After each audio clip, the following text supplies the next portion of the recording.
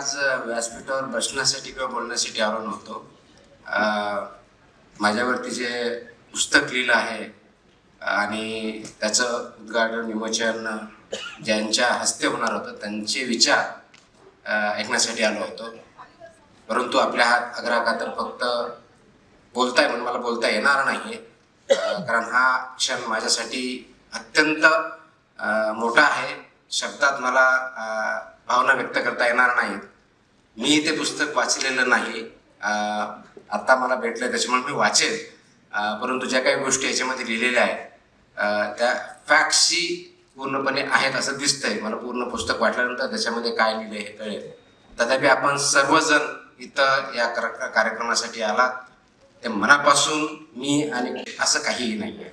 आपण शिक्षक असाल, आपण शेतकरी असाल, आपण उद्योजक असाल, आपण एंटरटेनर किंवा अभिनेता असाल, राजकारणी असाल, कोणत्याही क्षेत्रामध्ये जा, फक्त बेस्ट पॉसिबल काम करा.